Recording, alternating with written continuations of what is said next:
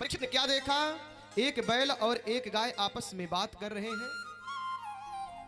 बैल के 3 पैर कटे हुए हैं, एक पैर पर बैल खड़ा हुआ है और गौ माता रो रो करके उससे कह रही है।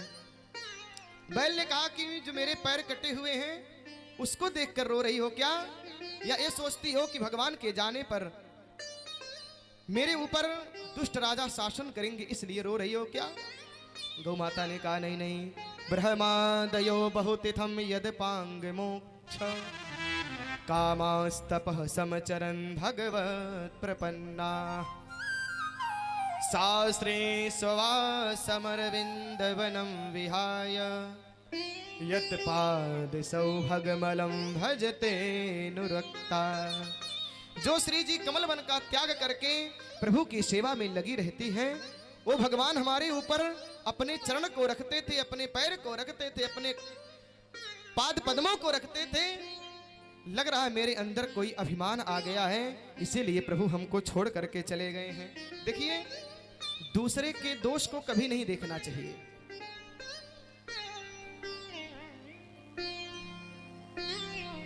ये सब कहां पर प्रसंग घट रहा है? ये सारा प्रसंग सरस्वती नदी के किनारे। सरस्वती नदी कल बताए थे ज्ञान की नदी है। ज्ञान की नदी के किनारे इस दृश्य देख रहे हैं महाराज परीक्षित। आज जब धर्म से बैल से आकर के पूछे महाराज परीक्षित, क्यों तुम्हारे पैर किसने काट दिए? गौ माता आप रो क्यों रही हो? तो आज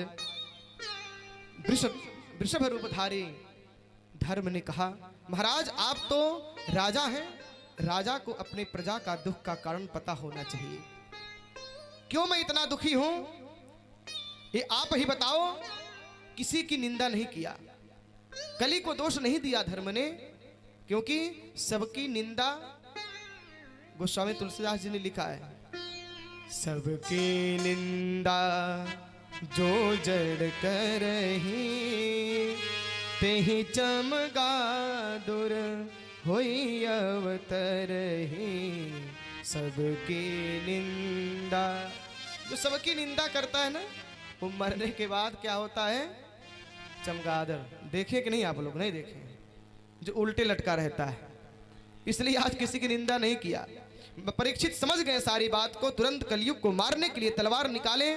डाटा तू नहीं जानता है, मेरा नाम परीक्षित है, मैं अर्जुन के वंश में पैदा हुआ हूं। नते गुडाकेश यशोधराणाम। अरे नीच, निकल जा मेरे राज्य से। तू कौन है? कहा महाराज मैं कलयुग हूं। चरणों में गिर पड़ा आज कलयुग। वृषभ के 3 पैर जोड़ करके आज उसके पैरों को पुष्ट किया, क्योंकि राजा का काम होता है धर्म को पुष्ट करना। लेकिन आज के समय में जितने भी राजा हैं धर्म को खंडित करने में लगे हुए। लेकिन इस समय धर्म कुछ अच्छी स्थिति में चल रहा है। इस समय कुछ स्थितियां अच्छी।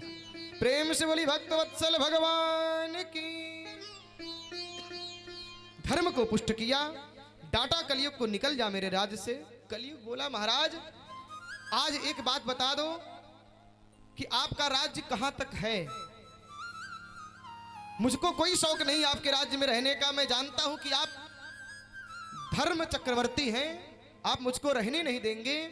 लेकिन मैं जब भी आपके राज्य से भागने का प्रयास करता हूं, जहां भी जाता हूं, लोगों से पूछता हूं किसका राज्य है, सारे लोग यही बोलते हैं महाराज परीक्षित का राज्य है। आपके राज्य की सीमा समाप्त नहीं होती है, आप चक्रवर्ती सम्राट हैं। तो आप ही बताइए मैं कहां जाऊं? मैं आपके चरणों में हूं, आप ही मुझको कुछ स्थान दे दो, अपने राज्य में कुछ स्थान दे दीजिए और मैं वहीं पर रहूंगा, उसके अलावा और कहीं नहीं जाऊंगा। जब इस प्रकार से आज कलयुग ने प्रार्थना किया तो आज महाराज परीक्षित ने कलयुग को 4 स्थान दिया। ठीक है, जाओ मैं तुमको स्थान देता हूं, वहां से बाहर मत निकलना। कहा ठीक महाराज, आप स्थान तो बताइए। द्योतम पानम स्त्रिय सोना यत्रा धर्मश्चतुर्विधा। कहा जहां पर जुआ खेला जाता हो। जुआ, जो जुआ खेलते हैं ना, वो सोचते हैं कि जुआ को राष्ट्रीय खेल घोषित कर दिया जाए तो सबसे अच्छी बात है। उनको लगता है जुआ खेलना पाप नहीं है। जहां पर जुआ खेला जाता वहां पर चले जाओ। द्यूतम पानम, जहां पर मदिरा पान किया जाता हो, आपका ध्यान किधर है? सब मस्त एकदम, सब एक से बढ़कर एक मस्त वहीं पर हम मिलते हैं। एक बार काशी नरेश महाराज हाथी पर बैठ करके अपने सेनाओं के साथ अपने महल की तरफ जा रहे थे, तो एक पीने वाले ने कहा, अरे हाथी वाले बता तेरे हाथी का दाम कितना है, कितना पैसा लेगा अपने हाथी का, बता, तेरी हाथी मुझको चाहिए। महाराज काशी नरेश ने अपने सैनिकों को आदेश दिया, इसको ले चलो और कारागार में ले चल के डाल दो, सुबह इससे बात करेंगे। सुबह दरबार लगा और सैनिक उसको ला करके सभा के मध्य में खड़ा किए। महाराज काशी नरेश ने पूछा, भैया कल मैं हाथी से आ रहा था तो आप हमारे हाथी का दाम पूछ रहे थे, अब मैं तैयार हूं अपनी हाथी बेचने के लिए, बताओ कितना दे सकते हो? कहा, सरकार हमारी ऐसी क्या औकात है जो आपके हाथी खरीद सकूं, मैं तो आपके सामने खड़ा भी होने लायक नहीं हूं, लेकिन तुम तो कल कह रहे थे हाथी खरीदने के लिए। कहा, सरकार जो हाथी खरीदने वाला था वो तो रात ही में चला गया, अब मेरी क्या औकात, मैं तो आपके सामने खड़ा नहीं हो सकता हूं, वो तो सब उसकी कृपा थी, वो चला गया रात ही में। सब मस्त।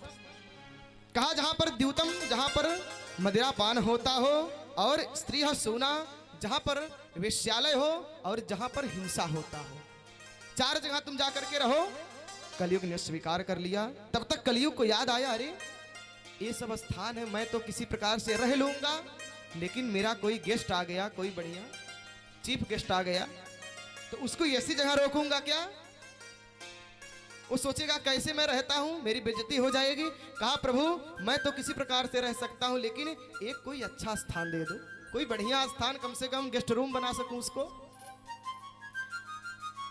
कलयुग के गुण को देख करके, क्योंकि कलयुग में तो गुण है ना, कलयुग कल कर एक पुनीत प्रतापा, मानस पुण्य होई नहीं पापा। कलयुग का प्रभाव क्या जानते हैं? कलयुग में आप मन से चाहे जितना पाप सोचते रहिए, पाप का फल नहीं मिलेगा।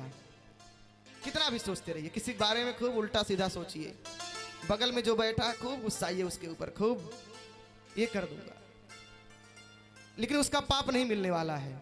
लेकिन अगर आप कलयुग में पुण्य सोच लिए कि मैं कल भगवान का जन्मोत्सव है तो ला करके इतना दान करूंगा, इतना लुटाऊंगा, क्या मत लुट, लेकिन उसका फल मिल जाएगा।